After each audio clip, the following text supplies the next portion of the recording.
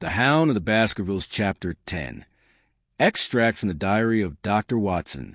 Up to this point, I have been able to tell my story based on reports I sent to Sherlock Holmes. Now, however, I have reached a junction where I must abandon that source and rely once more upon my own recollections, aided by the diary I kept at the time. A few extracts from its pages will transport me back to those scenes which remain indelibly fixed in my memory, down to the smallest detail. I begin, then, with the morning following our unsuccessful chase and the strange adventures upon the moor. October the 16th. The day is gray and overcast, with a persistent drizzling rain. Heavy clouds sweep low over the house, occasionally breaking to reveal the grim, scarred moor, with thin silver veins of water tracing the slopes and the sudden glint of distant boulders whenever a stray beam of light hits their sodden surfaces.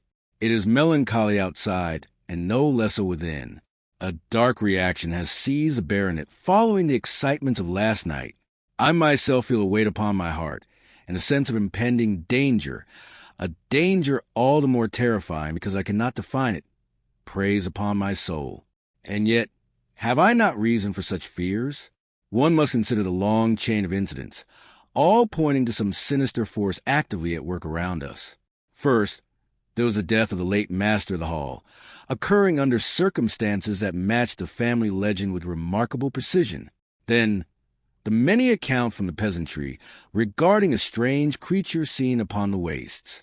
Finally, I have twice heard with my own ears a sound resembling the distant baying of a hound. It is incredible, impossible, that this could be anything supernatural, anything beyond the laws of nature. It is unthinkable to imagine a spectral hound leaving physical footprints and filling the air with its cries.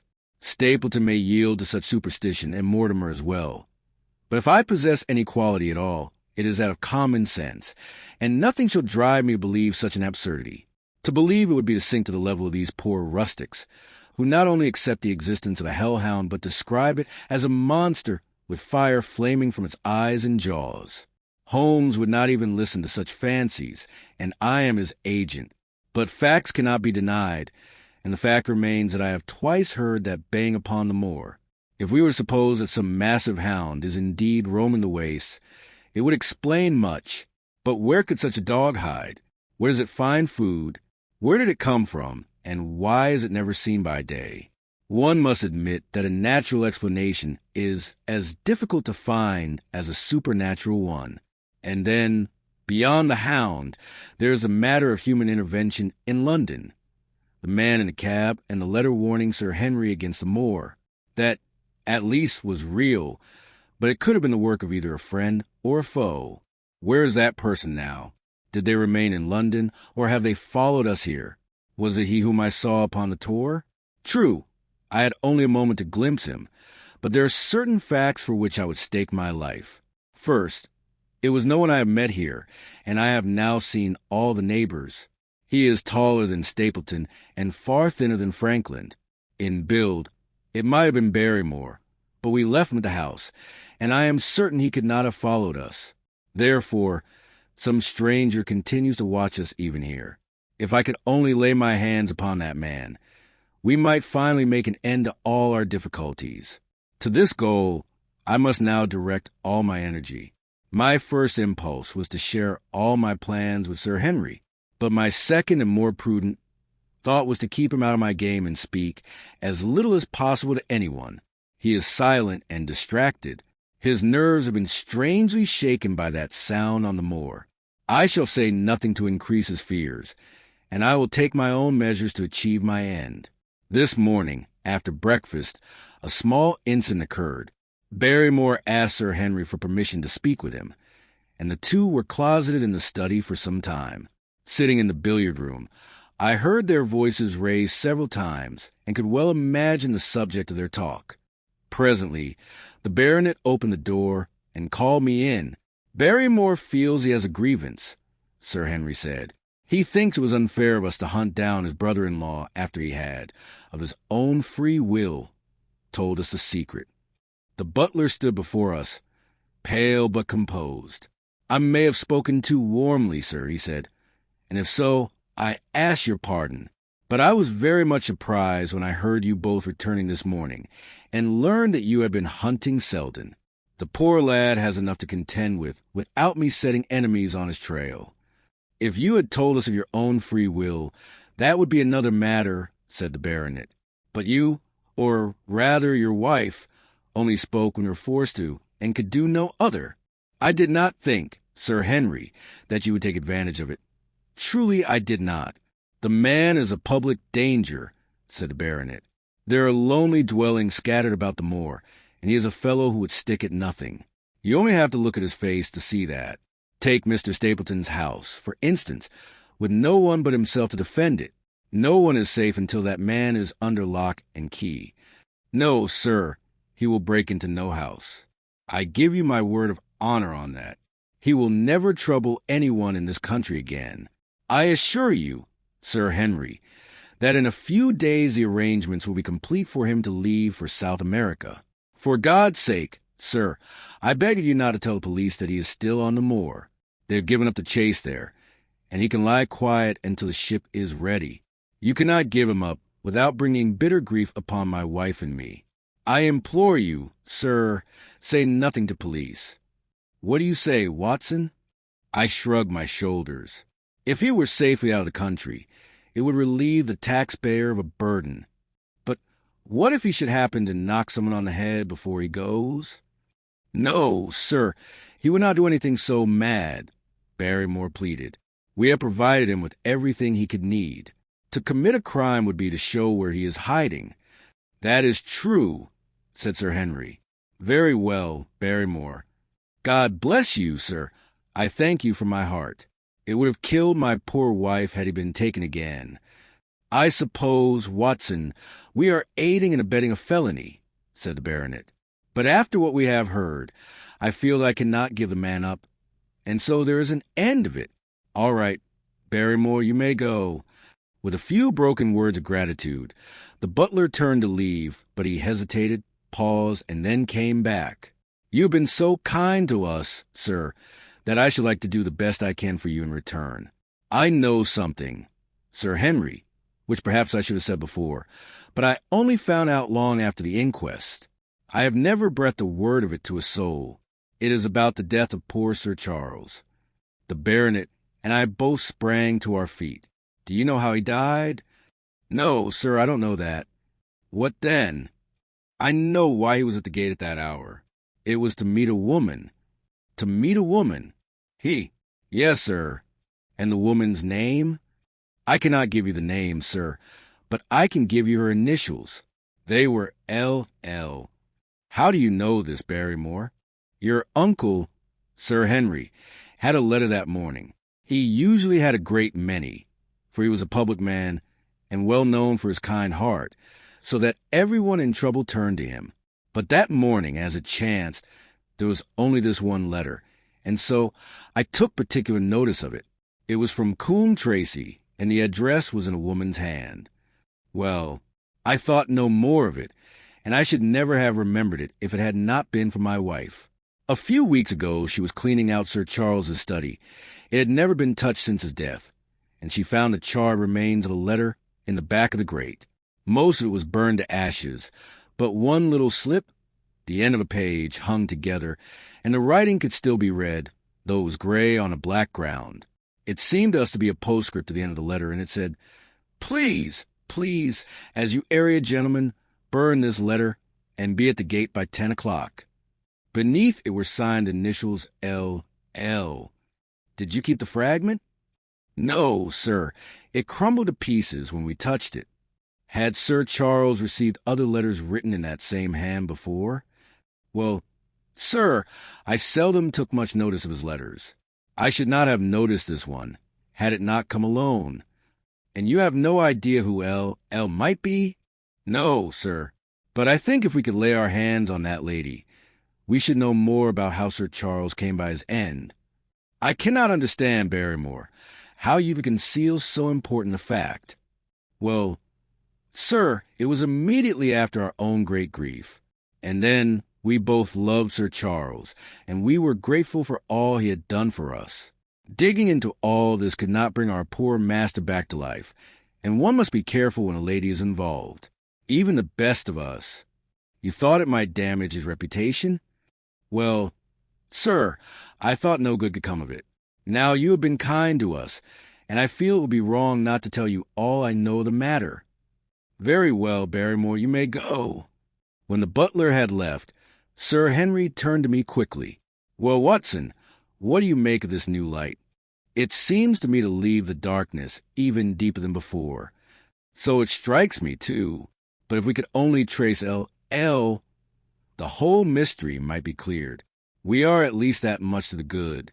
We know there is a woman who is familiar with the facts. If only we can find her. What do you think we should do? Report to Holmes at once. It will give him the clue he has been seeking, and I am certain it will bring him down here. I went to my room immediately and drew up my report for Holmes regarding our morning conversation. It was clear to me that he was very busy, for the notes I received from Baker Street were rare, brief, and contained no comments on the information I provided, nor any mention of the mission entrusted to me. He was, no doubt, entirely absorbed by a blackmail case. But this new factor would surely arrest his attention and rekindle his interest.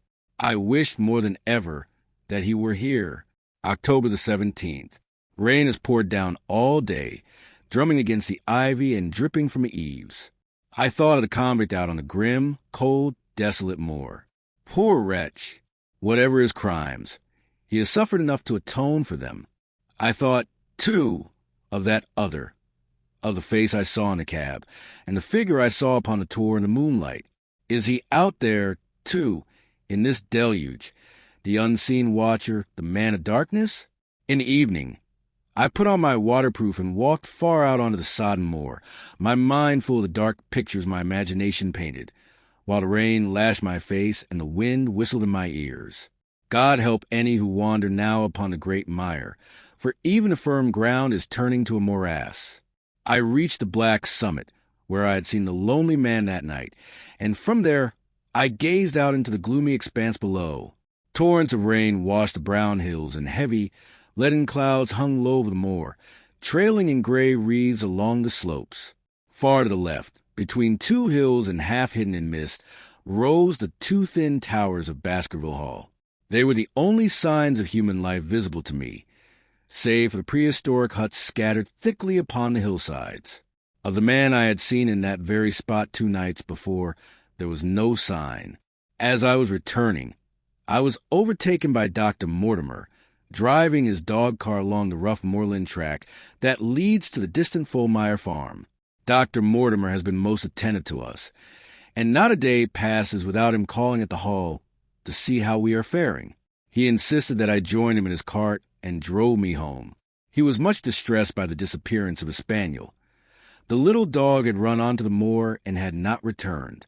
I comforted him as best I could, but I thought of the pony in the Grimpen mire, and I fear he will never see his dog again. By the way, Mortimer, I said, as we jolted along the track, I suppose there are few people in these parts whom you do not know? I hardly think there is so much as one.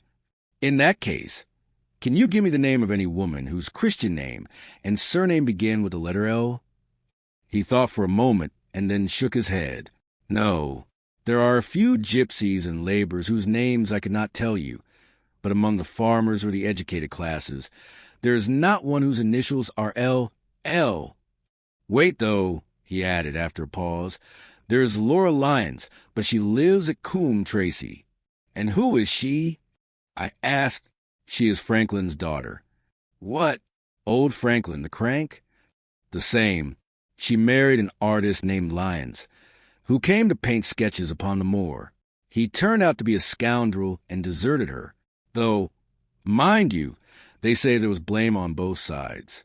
Her father disowned her because she married without his consent, and perhaps for other reasons as well. So, between the old sinner and the young one, the poor woman has had a very hard time of it. How does she live?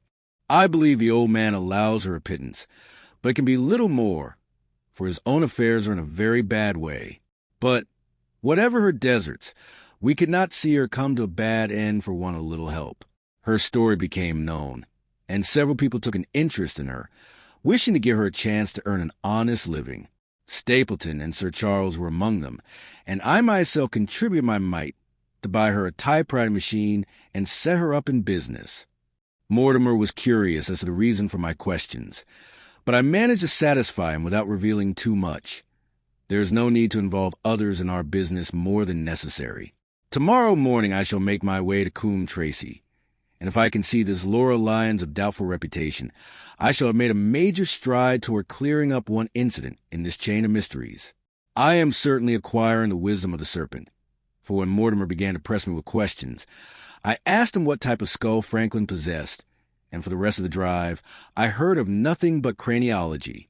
It is not for nothing that I have lived so many years with Sherlock Holmes. There remains but one more incident to relate from this dismal and rainy day, namely, a conversation with Barrymore which has placed a very high card in my hand for the coming moves. Mortimer stayed for dinner, and afterward he and the baronet sat down to a game of écarté. The butler brought my coffee to the library, and I took the opportunity to ask him a few questions. "Tell me," I began, "is your precious relative gone, or is he still hiding out there?" "I don't know, sir. I hope with all my soul that he is gone, for he has brought nothing but trouble here. I have heard nothing of him since I last took him food, and that was 3 days ago." "Did you see him then?" "No, sir, but when I went back the next time, the food was gone." "Then he was surely there?" "So one would think, sir, unless indeed it was the other man who took it." I lowered my cup and stared at Barrymore. "Then you know that there's another man?" "Yes, sir. There is another man upon the moor." "Have you seen him?" "No, sir." "Then how do you know of his existence?" "Selden told me of him a week or more ago. He is hiding, too, but as far as I can gather, he is no convict. I don't like it. Dr. Watson, I tell you plainly I don't like it." He spoke with a sudden, passionate earnestness. "Listen, Barrymore, in this matter, I have no interest other than the interest of your master. I came here for the sole purpose of helping him. Now tell me frankly, what is it that you do not like?" Barrymore hesitated for some moments, as if he regretted his outburst or found it difficult to put his feelings into words. "It's all that is going on, sir," he cried at last, waving his hand toward the rain-lashed window that looked out upon the moor. "There's foul play somewhere, and there is black villainy brewing. To that I'll swear. I should be a happy man if I could see Sir Henry on his way back to London. But what is it that alarms you so? Think of Sir Charles's death. That was bad enough, whatever the coroner might say. Think of the noises at night upon the moor. There isn't a man who would cross it after sundown, not if you paid him to do it. And think of this stranger, hiding out there, watching and waiting. What is he waiting for? What does it mean? It means no good to anyone of the name of Baskerville, and I shall be a glad man when Sir Henry's new servants are ready to take the hall off my hands. But can you tell me nothing of this stranger?" I asked. "What did Selden say? Did he find out where the man hides, or what he is doing?" "He saw him once or twice, but he is a deep one and gives nothing away. At first, Selden thought he was from the police, but then he saw that he was working some game of his own. A kind of gentleman he is, but what he is doing, Selden could not find out." "And where does he live?" "In the ruins on the hillside, in the stone huts where the old folk used to live." "And how does he get his food?" "Selden found out that he has a boy working for him, who brings him all he needs from Coombe Tracey." "Very good, Barrymore. We may talk of this more some other time." When the butler had gone, I walked to the dark window and looked through the blurred glass at the driving clouds and the trees tossed by the gale. It is a wild night, and what must it be like in a stone hut upon the moor? What a deep and burning hatred it must be that could drive a man to hide in such a place at such a time, or what deeply serious purpose could call for such an ordeal? There, in that hut upon the moor, seems to lie the very heart of that problem which so sorely tasks me. I swear that another day shall not pass before I have done all that a man can do to reach the very center of the mystery. Chapter 11. The Man on the Tour. The extract from my diary, which formed the last chapter, has brought my narrative up to the 18th of October, a time when these strange events began to move rapidly toward their terrible conclusion. The incidents of the next few days are indelibly fixed in my memory, and I can relate them without help from the notes I made at the time. I begin, then, with the day on which I succeeded in establishing two vital facts. First, that Laura Lyons of Coombe Tracy had written to Sir Charles Baskerville and appointed a meeting at the very spot and the very hour where he met his death. And second, that the man hiding upon a moor was to be found among the stone huts upon the hillside. I knew that if, with these two facts in my possession, I could not shed light upon these dark places, it must be for lack of either wit or courage. I had no opportunity the previous evening to tell the baronet what I had learned of Mrs. Lyons, for he had sat up late into the night, playing cards with Dr. Mortimer. At breakfast, however, I informed him of my discovery, and asked if he wished to accompany me to Coombe Tracy. At first he was most eager to go, but after some discussion, we both decided that I might achieve better results if I went alone. The more formality we gave to our visit, the less information we were likely to gain. And so I left Sir Henry, not without some pricks of conscience, and set off on my new inquiries. When I reached Coombe Tracy, I told Perkins to put up the horses, and went to seek out the lady I had come to question. I found her lodgings without difficulty. They were centrally located and well appointed. A maid showed me in without ceremony, and as I entered the room, a lady sitting at a Remington typewriter sprang up with a welcoming smile. Her face clouded over, however, when she saw a stranger before her, and sitting down again, she asked the object of my visit. My first impression of Mrs. Lyons was that she was surpassingly beautiful. Her eyes and hair were the same rich hazel color, and her cheeks, though heavily freckled, bloomed with the lovely flush of a brunette. I repeat, the first impression was one of admiration, but a second glance invited criticism. There was something subtly unpleasant about her face, perhaps a certain coarseness of expression or a hardness of gaze that marred her perfect beauty. These, however, were afterthoughts. At the moment, I was merely conscious that I stood before a very handsome woman who was demanding the reason for my intrusion. I had not realized until then just how delicate my mission was. "I have the pleasure of knowing your father," I said. It was an unfortunate opening, and she let me feel it. "There is nothing in common between my father and myself," she said. "I owe him nothing, and his friends are not mine. If it had not been for the late Sir Charles Baskerville and other kind hearts, I might have starved for all my father cared. It is about the late Sir Charles Baskerville that I have come to see you." The freckles stood out more clearly on her face. "What can I tell you of him?" she asked, her fingers playing nervously over the keys of her typewriter.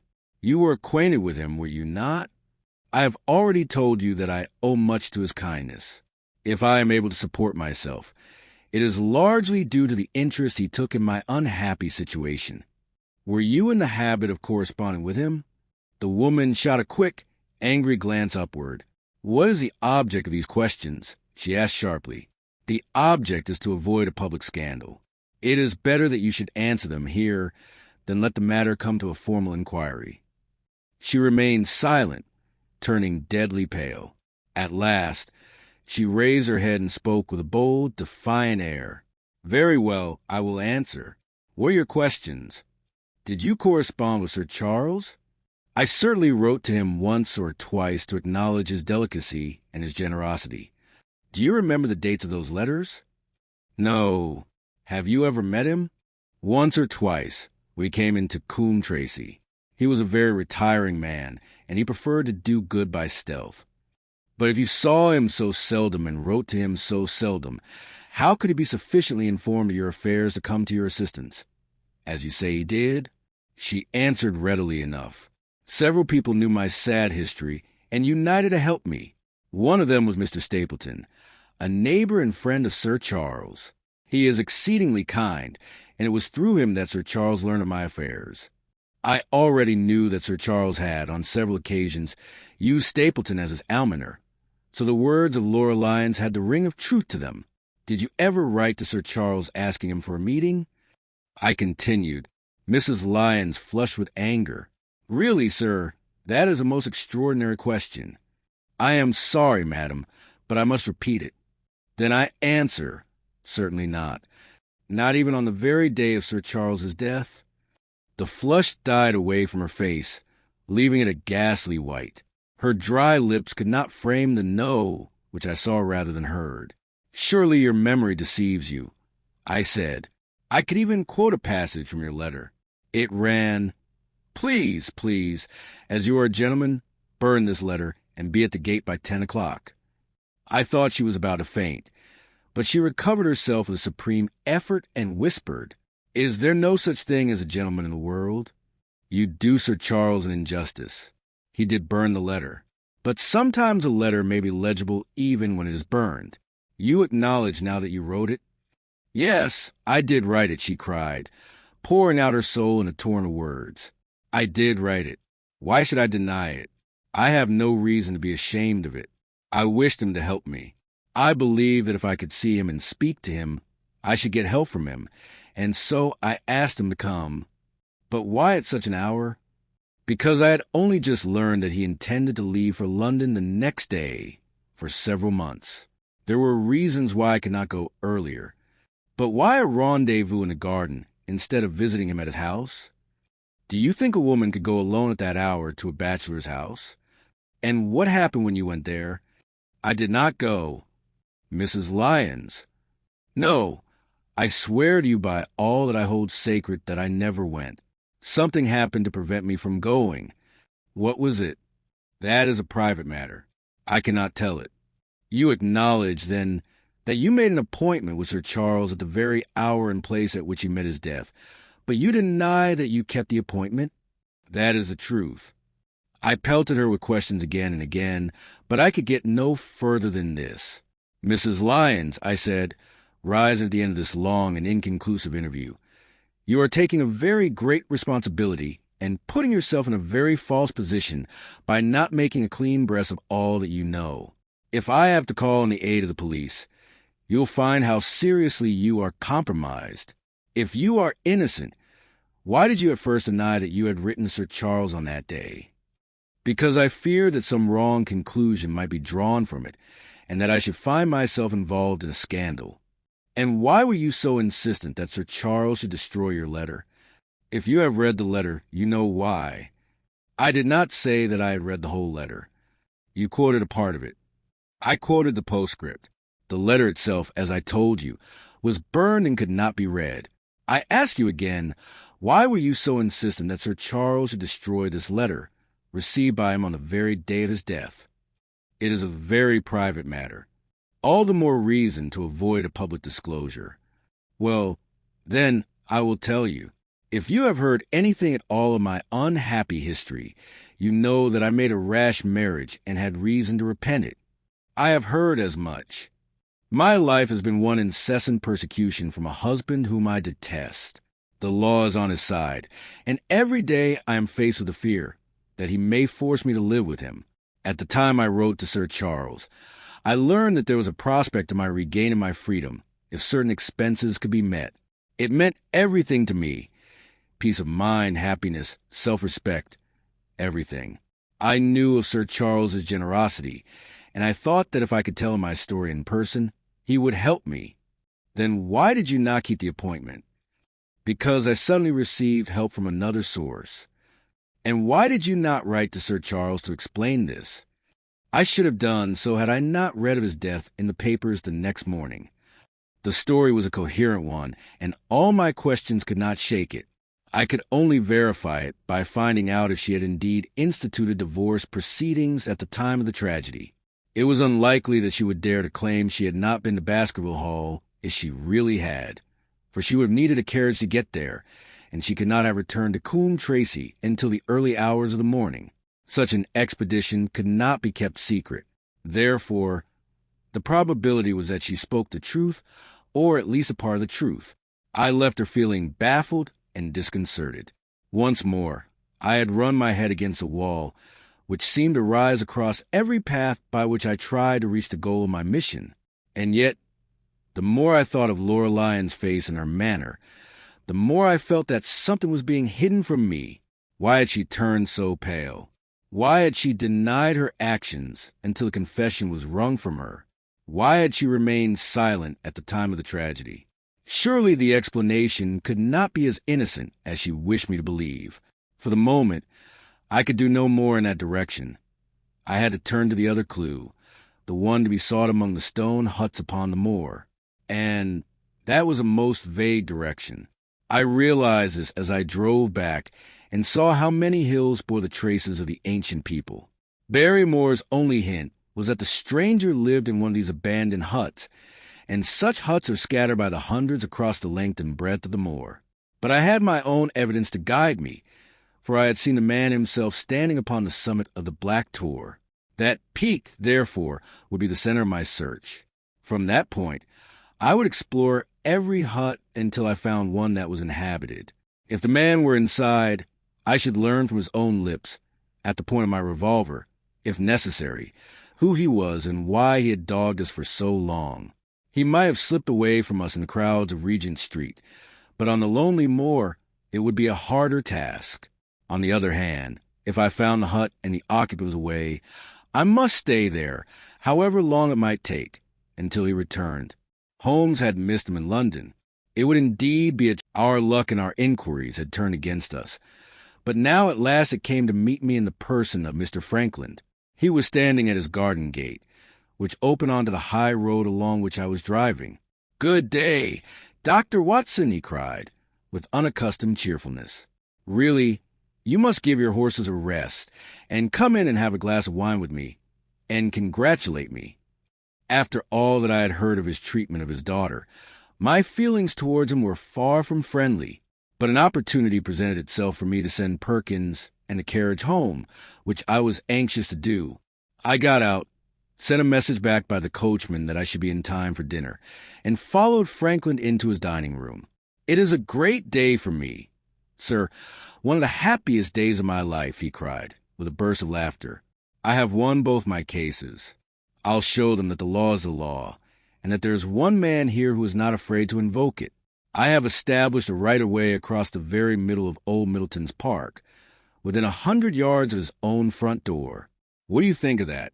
We'll teach these magnates, damn them, that they cannot ride roughshod over the rights of the common people. And I've closed the wood where the folk of Fernworthy used to picnic. These devilish people imagine that there are no such things as property rights, and that they can swarm everywhere with their papers and their bottles. Both cases decided, Dr. Watson, and both in my favor. Not since I prosecuted Sir John Morland for shooting in his own warren have I had such a day. How did you come to do that? Here's the book, sir. It's worth reading. Frankland versus Morland, King's Bench Division. It cost me £200, but I got the verdict. And did it profit you at all? Not a bit, sir, not a single bit. I am proud to say that I had no personal interest in the matter. I acted entirely out of a sense of public duty. I have no doubt, for instance, that the people of Fernworthy will burn my effigy tonight. When they did it last time, I told the police that they must stop such disgraceful exhibitions. The county police is in a scandalous state, and it did not afford me protection to which I am entitled. The case of Frankland v. The government will bring that before the notice of the public. I told them that they would repent of their treatment of me, and my words are already coming true. How is that? I asked.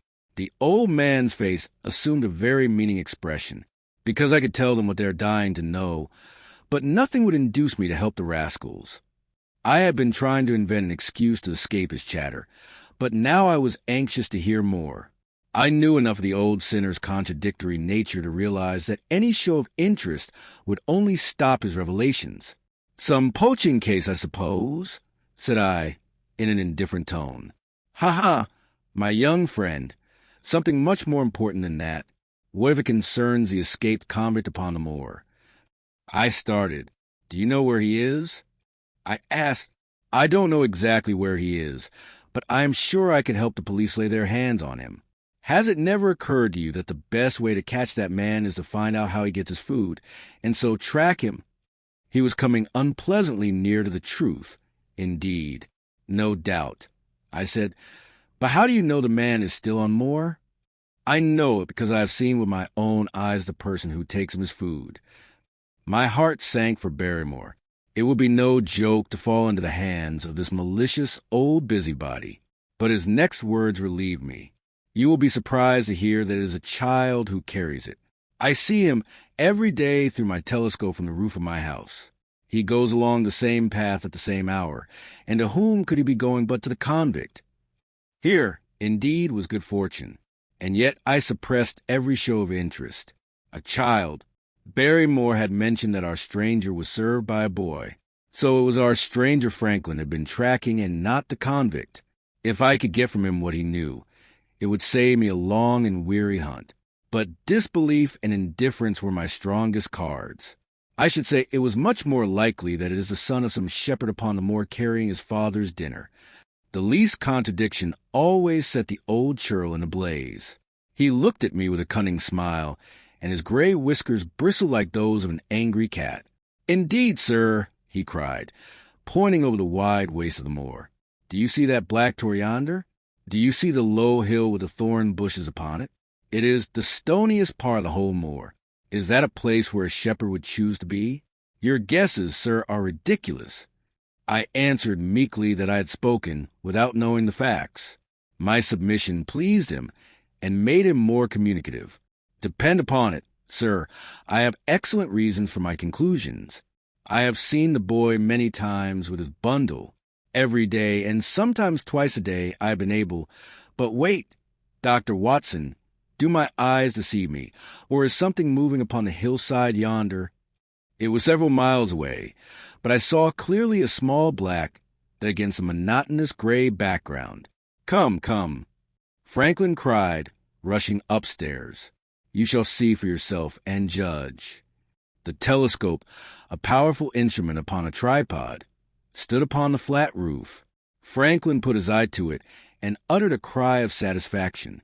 "Quick, Dr. Watson, quick, before he passes over the hill."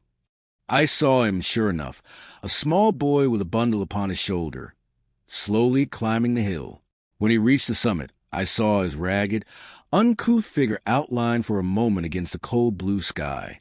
He looked round him with a furtive, backward glance, like one who feared pursuit, and then disappeared over the hill. Well, am I right? Certainly, there is a boy who seems to have some secret business in hand. And what the business is, even a village policeman could guess. But not a word from me, and I place you under a bond of secrecy, Dr. Watson. Not one word. Do you understand? As you wish. They have treated me shamefully, shamefully. When the facts are made public in the case of Franklin v. the government, I think that the whole country will thrill with indignation.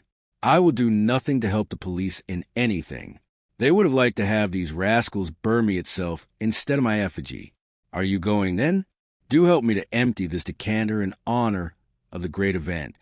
But I resisted all his solicitations, and I succeeded in dissuading him from his announced intention of walking home with me. I kept the road so long as I could be upon me, and then I struck off across the moor to the stony hill over which the boy had disappeared. Everything was working in my favor, and I swore that if I missed this chance, it would be through no lack of energy or perseverance upon my part. The sun was already sinking when I reached the summit of the hill, and its slopes were golden on one side and a somber gray on the other. A low mist was creeping across the far horizon, from which the fantastic shapes of Belliver and Vixen Tor thrust themselves upward. Over the whole expansive waste, there was neither a sound nor a sign of movement. Only a great gray bird, a gull or a curlew, soar high in the blue vault of heaven. It and I seemed to be the only living creatures between the enormous arch of sky and the desert beneath it. The barren landscape, the sense of utter loneliness, and the mystery and urgency of my task all combined to chill my heart. The boy was nowhere to be seen, but below me, in a hollow between the hills, lay a circle of ancient stone huts, and one of them still retained enough of its roof to serve as a shelter against the weather. My heart leaped at the sight. This must be the burrow where the stranger lay hid. At last, my foot was upon the threshold of his retreat. His secret was within my grasp. approaching the hut with as much caution as Stapleton uses when stealing upon a butterfly with his net. I saw with satisfaction that the place was indeed being used as a dwelling. A faint path, worn between the boulders, led to the ruined opening that served as a door. Inside, all was silent. Perhaps the stranger was hiding within. Perhaps he was prowling somewhere upon the moor. My nerves were tense with the anticipation of the coming adventure. Tossing away my cigarette, I closed my hand upon the revolver in my pocket and, stepping swiftly to the door, peered inside. The hut was empty, but there was ample proof that I had not followed a false scent. Beyond a doubt, a man lived here. A few rolled blankets lay upon the very stone slab where Neolithic man had once slept. A pile of ashes lay in a crude grate. Nearby stood a few cooking utensils and a bucket half filled with water. A heap of empty tins proved that the place had been occupied for some time, and as my eyes grew accustomed to gloom, I saw in a corner a cup and a small bottle half filled with brandy. In the center of the hut, a flat stone served as a table, and upon it lay a small cloth bundle, the very one, no doubt, that I had seen upon the boy's shoulder through the telescope. It contained a loaf of bread, a tin of tongue, and 2 tins preserved peaches. As I laid the bundle back down after examining it, my heart gave a sudden throb of excitement. Beneath it, I saw a slip of paper with something written upon it. I picked it up and read, "Dr. Watson has gone to Coombe Tracy." I stood with the paper in my hand, bewildered by its meaning. So, this mysterious man was dogging me and not Sir Henry. He was not following me himself, but had sent an agent, perhaps the boy, to keep watch upon my track. It might be that I had not made a single move upon the moor without being observed. I felt the presence of an unseen force, a subtle net woven around us with such masterful skill that only in the ultimate moments did we feel we were caught in its meshes. If there was one such report, there might be others, and I began to search the hut. However, I found no other papers, nor any sign by which I could judge the character or intentions of the man living in this singular place, save that his habits were Spartan and that he cared little for comfort. When I thought of the driving rains and looked at the gaping roof, I realized how powerful must be the motive that kept him in such an inhospitable dwelling. Who was he, our malignant enemy, or perhaps a guardian angel? I swore I would not leave the hut until I knew. The sun was very low, and the west was a blaze of purple and gold. The distant pools of the great Grimpen mire reflected the glow in great red patches. The 2 towers of Baskerville Hall were visible, and a far-off smudge of smoke marked the village of Grimpen. Between the 2, behind the hill, lay Stapleton's house. All was soft, mellow, and peaceful in the golden evening light. But my soul was out of harmony with the peace of nature. It trembled with suspense and the dread of the meeting, which drew nearer with every passing second. With nerves strung high, but with a grim resolve, I sat in the dark corner of the hut and waited with somber patience for its master to return. At last I heard footsteps. From afar came the sharp ring of a boot upon stone. Then came another and a third, and the steps drew nearer. I shrank back into the deepest shadow and felt for the trigger of the revolver in my pocket, determined not to reveal my presence until I could see the stranger. The footsteps stopped. He had paused. Then they drew near once more, and a shadow fell across the opening of the hut. "It is a lovely evening, my dear Watson," said a well-known voice. "Really, I think you will find it more pleasant out here in the fresh air than in that hut."